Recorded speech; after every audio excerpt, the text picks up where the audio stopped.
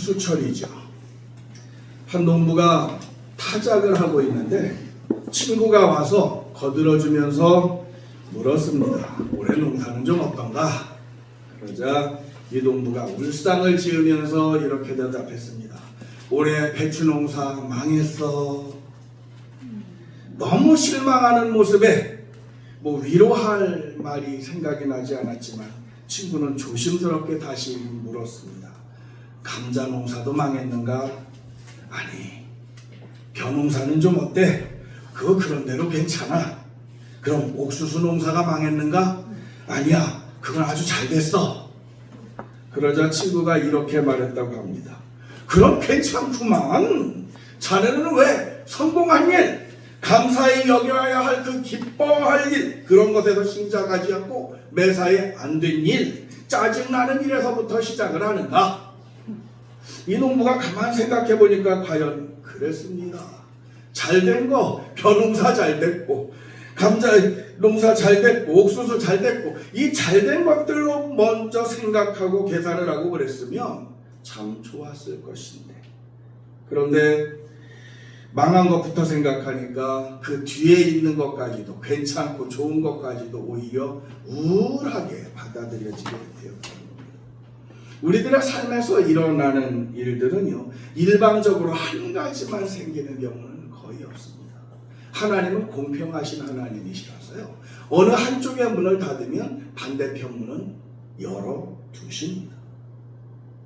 그런데 많은 사람들이 이 열려진 문을 보지 않고 닫혀진 문들을 자꾸 바라봅니다. 새롭게 열려진 문, 하나님의 은혜가 쏟아져 들어오는 그 문은 의식하지 않고 닫힌 문만 바라보면서 불평하고 원망하고, 이런 사람은 행복한 삶을 살아갈 수가 없는 것이지.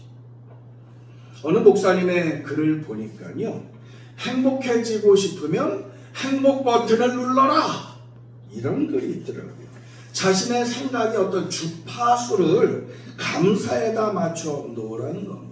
그런데 어떤 사람들은 불행 버튼을 자꾸 누르면서 행복해지기를 바란다고 하는 거예요. 될 리가 없죠. 불평과 원망과 불만과 이런 것을 쏟아 부으면서 기쁨의 날들을 기대한다. 헛된 꿈입니다.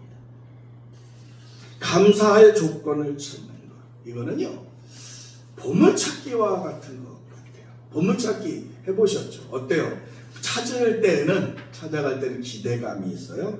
찾은 다음에는요, 실질적인 어떤 이익이 있고 복이 있고 기쁨이 있습니다.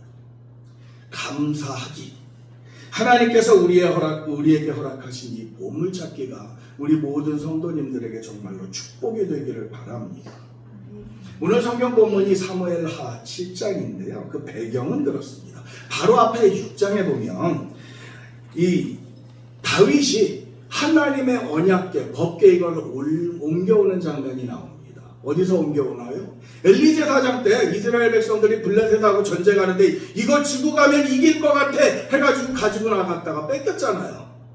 물론 이 블레셋에서 이것을 감당하지 못해서 유대 땅으로 보냈습니다만 예루살렘으로 시온성으로 오지 못하고 오베데돔이라는 집 산골에 있는 곳이거든요. 거기에 있었어요. 그런데 다윗이 왕이 되고 보니까 하나님의 언약궤가 그 촌구석에 산골짜기에 있는 게 속상해서 예루살렘으로 옮겨오게 됐죠. 근데 예루살렘으로 옮겨오기는 왔는데, 그런데 그때는 아직 성전이 지어지기 전입니다. 그러다 보니까 하나님의 언약궤가 회막, 쉽게 말하면 텐트예요. 그곳에 있었던 겁니다. 다윗은 이걸 보고서 마음이 너무 아팠던 거예요. 그래서 오늘 본문 앞에 있는 2절에 보면 다윗의 심정이 잘 나타나는데요. 한번 보실까요? 2절입니다. 시작. 왕이 선지자 나단에게 이르되 볼지어다 나는 백향목 궁에 살거늘 하나님의 궤는 휘장 가운데 있도다. 다윗의 이 순수한 하나님 사랑의 마음이 여기 잘 나타나는 걸 볼 수 있어요. 자기는 화려한 곳에, 아름다운 곳에, 좋은 곳에 거하는데 하나님의 언약궤, 하나님의 임재의 상징인 그것이 초라한 천막 가운데 있는 게 너무나 속상했던 겁니다. 그래서 나단 선지자를 불러서 내가 하나님의 전을 지어서 드리고 싶다. 이렇게 이야기를 하고 이걸 하나님께서도 좋아하셨어요. 그래서 열왕기상 8장 18절에 보면 솔로몬이 이렇게 이야기하는 건데요. 같이 한번 보실까요? 시작. 여호와께서 내 아버지 다윗에게 이르시되 내가 내 이름을 위하여 성전을 건축할 마음이 있으니 이 마음이 내게 있는 것이 좋도다. 다윗의 이 갸륵한 마음, 이걸 볼 때 하나님이 너무나 기쁘셨어요. 그런데요, 하나님이 기뻐하시고 좋아하신다 해가지고 무조건 다 허락하지는 않으십니다. 그 이어진 19절에 보면은 이렇게 말씀을 합니다. 같이 보실까요? 시작. 그러나 너는 그 성전을 건축하지 못할 것이요 내 몸에서 낳은 내 아들 그가 내 이름을 위하여 성전을 건축하리라 하시더니 그 아들 솔로몬을 통해서 성전을 건축하게 하실 것이다. 이것을 말씀하시면서 그 후손에게 주어지는 그 메시아 가문의 축복, 이걸 하나님께서 말씀을 해주십니다. 오늘 본문 바로 앞에 있는 그 12절의 말씀을 같이 한번 보시겠습니다. 시작. 내 수알이 차서 내 조상들과 함께 누울 때에 내가 내 몸에서 날 내 씨를 내 뒤에 세워 그의 나라를 견고하게 하리라. 이어서 16절의 말씀을 보시겠습니다. 시작. 내 집과 내 나라가 내 앞에서 영원히 보존되고 내 왕위가 영원히 견고하리라. 그리고 나서 다윗은 하나님의 법궤가 있는 그 성막 안에 들어가서 오늘 본문에 있는 이 감사의 기도를 드린 겁니다. 그리고 이 기도 내용을 보면 누가 감사할 수 있는지, 그리고 그렇게 감사하는 사람에게는 어떠한 은혜와 축복이 주어지는지 그걸 볼 수가 있습니다. 첫 번째, 감사할 줄 아는 사람, 어떤 사람인가 하면 자기 자신이 어떤 존재인지 라고 하는 것을 아는 사람입니다. 이 다윗은요, 하나님 앞에 앉아서 입을 열어서 이렇게 감사해요. 본문 18절의 말씀 보시겠습니다. 시작. 다윗 왕이 여호와 앞에 들어가 앉아서 이르되 주 여호와여 나는 누구이오며 내 집은 무엇이기에 나를 여기까지 이르게 하셨나이까. 자기가 누구였는지, 자기가 어떤 처지의 사람이었는지 이걸 알아야 그 다음에 하나님께 감사할 수 있다는 겁니다. 다윗은요, 베들레헴의 목동이었습니다. 베들레헴, 우리가 다들 아는 유명한 곳이니까 꽤 번쩍번쩍하는 큰 도시겠지. 천만의 말씀이에요. 아주 산골짜기 시골입니다. 작은 마을이에요. 그리고 그곳 들에서 양을 치는 목동이었습니다. 목동, 좀 낭만적으로 들리잖아요. 근데요, 예루살렘 성에는 목동들이 드나드는 문은 따로 있었어요. 무슨 얘기냐면 정상적인 큰 성문으로 드나들 수 없는 존재들이었다는 겁니다. 한쪽에 개구멍보다는 조금 큰, 어쨌든 사람이 드나들 수 있지만 조그만하고 초라한 그런 문으로만 다닐 수 있는 그런 신분의 사람이었다는 겁니다. 아무런 야심도 없었죠. 정치, 외교 이런 거에 관심을 가질 수도 없었죠. 그냥 시골의 더벅머리 총각이었어요. 아무도, 심지어 그의 아버지조차도 사무엘이 그 아들들 중에서 왕으로 세우려고 기름 부으러 왔을 때에 다른 아들 7명은 다 사무엘 앞에 데리고 왔지만 다윗은 아예 부르지도 않았어요. 무슨 얘기일까요? 얘는 가만히 없어. 그 아버지조차도 그렇게 치부할 정도의 아이였다는 것입니다. 이 다윗은요, 왕이 되고 나서도 이 사실을 기억하고 있었습니다. 잊지 않았어요. 그래서 하나님의 말씀을 들으며 하나님 앞에서 자신의 처지를 생각해내고는 감격하는 겁니다. 내가 무엇이건데, 내가 누구이건데, 내 집이 무엇이기. 이것이 감사하는 그리스도인의 기본 자세입니다. 자기가 어떤 존재였는지 이걸 잊어버리면 그는 불평하기 시작합니다. 개구리가 올챙이적 생각 못하면 불평이 생깁니다. 우리는 어떤 존재였을까요? 에베소서 2장 11절과 12절의 말씀을 보시겠습니다. 시작. 그러므로 생각하라. 너희는 그때에 육체로는 이방인이요 손으로 육체 행한 할례를 받은 무리라 칭하는 자들로부터 할례를 받지 않은 무리라 칭함을 받는 자들이라. 그때에 너희는 그리스도 밖에 있었고 이스라엘 나라 밖의 사람이라. 약속의 언약들에 대하여는 외인이요 세상에서 소망이 없고 하나님도 없는 자이더니. 한마디로 본질상 진노의 자녀였다는 겁니다. 죄인이기 때문에 그 죄로 말미암아서 영원한 형벌을 받아야 하는 그 저주 속에 있는 절망의 상태였다는 겁니다. 하나님의 사랑, 하나님의 약속, 하나님의 축복, 이런 것과는 정말 멀리 떨어진, 아니 아예 단절이 되었던 그런 존재였습니다. 그런데 이제는 아닙니다. 바뀌었습니다. 어떻게 해요? 예수 그리스도를 통해서 하나님의 은혜로 우리는 하나님의 나라를 상속받는 하나님의 자녀가 됐습니다. 온 세상의 권세와 영광을 가지신 하나님의 후사가 됐습니다. 하나님을 향해서, 그 거룩하신 하나님을 향해서 아버지라고 부를 수 있는 그런 존재가 됐습니다. 그리고 우리가 눈을 들어 하나님을 바라볼 때마다, 하나님 아버지의 이름을 부를 때마다 하나님은 그런 우리 때문에 기뻐서 노래하면서 춤을 추는 그런 존재가 됐습니다. 그렇게 사랑받는 하나님의 자녀가 됐다는 겁니다. 그리고 영원한 천국의 상속자들이 됐습니다.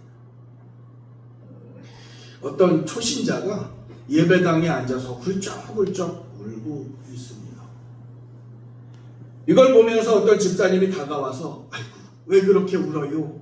하고 물으니까 이 초신자가 울먹이면서 대답합니다. 주님께서 나 같은 것을 하나님의 자녀로 택하셨다니, 나 같은 것을 사랑한다니요, 감사해서 견딜 수가 없어요. 이런 감격, 이런 감사 들여보신 적이 있으십니까? 이게 언제적일까요? 참 맑은 감사 아닙니까?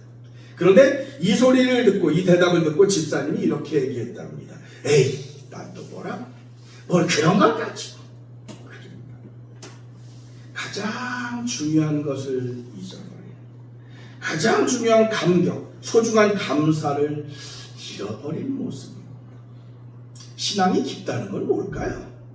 기도할 때 목소리가 크면 신앙이 좋은 건가요? 예배 들어올 때 삐까번쩍한 성경을 들고 오면 믿음이 좋은 건가요? 그게 아니잖아요. 하나님의 은혜로 인한 기쁨과 감격, 이걸 절실하게 늘 깨닫고 느끼는 사람이 아닐까요? 믿음 생활을 오래 했다는 것은 무엇일까요?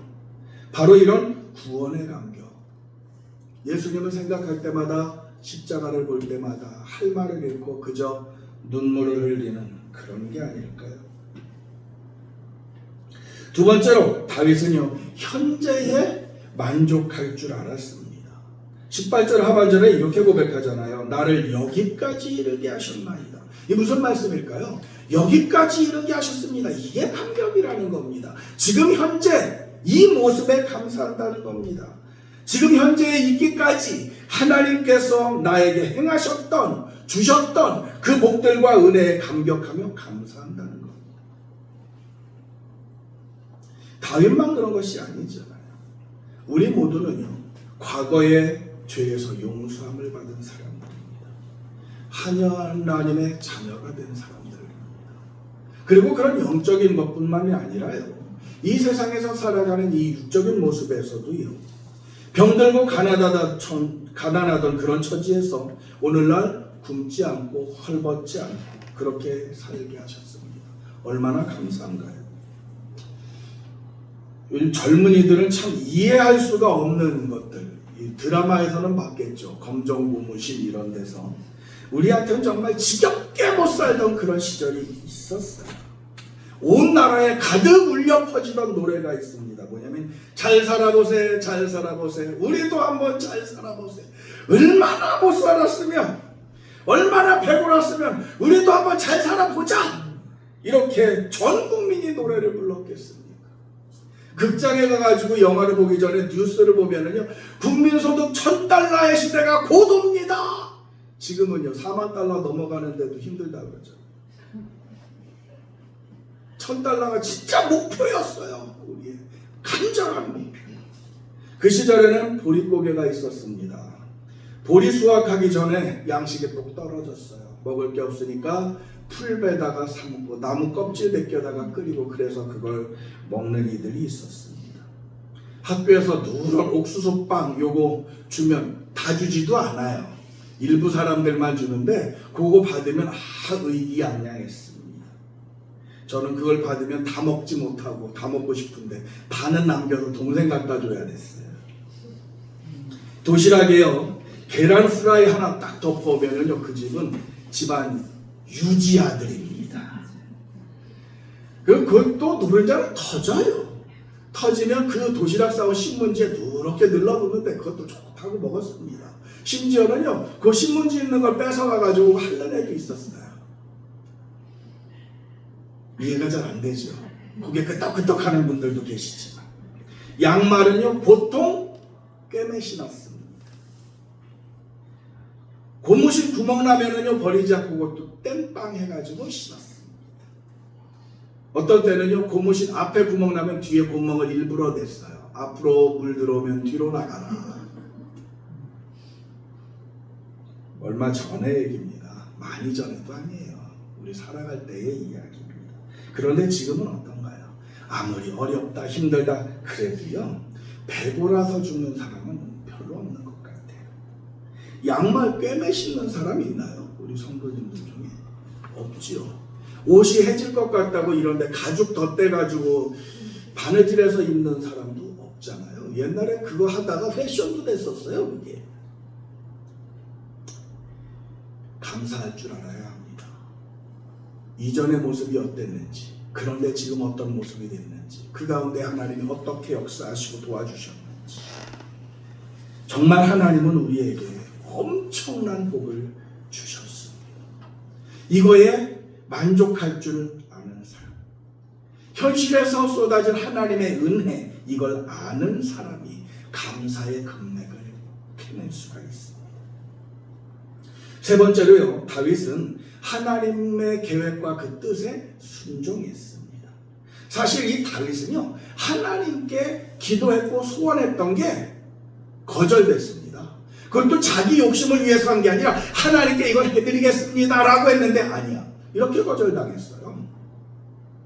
그런데 다윗은 실망하지 않고 하나님 앞에 순종하며 감사했습니다. 감사는요 하나님의 뜻을 받아들일 때 가질 수가 있는 겁니다. 근데 우리는 보통 그렇잖아요. 내 기도한 대로 이루어져야, 내가 바라는 대로 뭔가 주어져야 그럴 때 감사하는데 다윗은 그러지를 않았어요. 그래서 우리는 다윗만큼 감사하지 못하고 다윗만큼 하나님을 기쁘게 못하는 것 같습니다. 하나님의 뜻에 순종할 때 우리는 진정으로 감사할 수가 있습니다. 이렇게 하나님의 뜻을 받아들이는 사람이, 하나님의 약속을 믿는 사람이 할 수 있는 기도가 있습니다. 본문 27절의 말씀입니다. 같이 보겠습니다. 시작. 만군의 여호와 이스라엘의 하나님이여, 주의 종의 귀를 여시고 이르시기를 내가 너를 위하여 집을 세우리라 하셨으므로 주의 종이 이 기도로 주께 간구할 마음이 생겼나이다. 이 하나님의 약속을 믿는 자가 비로소 담대하게 기도할 수 있는 것, 그게 있어요. 그게 뭐냐면 본문 29절의 말씀입니다. 시작. 이제 청하건대 종의 집에 복을 주사 주 앞에 영원히 있게 하옵소서. 주 여호와께서 말씀하셨사오니 주의 종의 집이 영원히 복을 받게 하옵소서. 다윗과 같이 하나님께 순종하는 그런 자세 없이, 감사하는 마음 없이는 이런 기도를 드리기가 어렵습니다.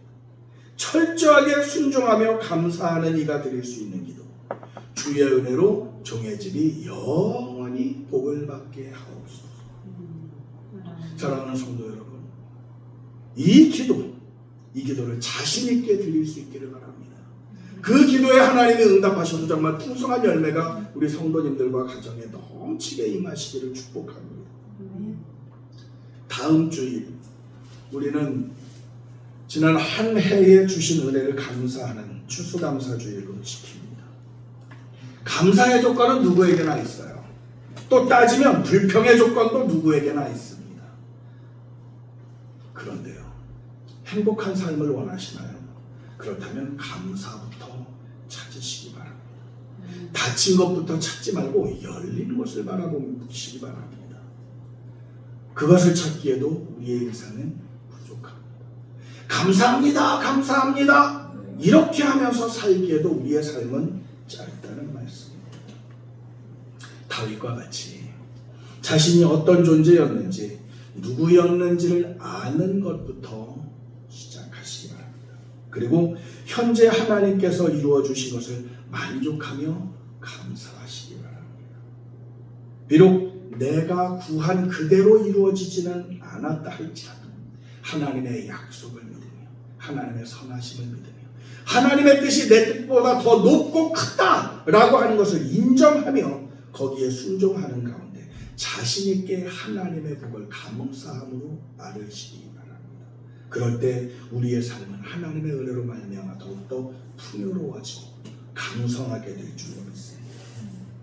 보물찾기에는요 반드시 그에 대한 상이 있습니다. 가끔 장난삼아서 꽝도 있어요. 사람들이 하는 거에는. 그러나 하나님의 보물찾기에는 꽝이 없습니다.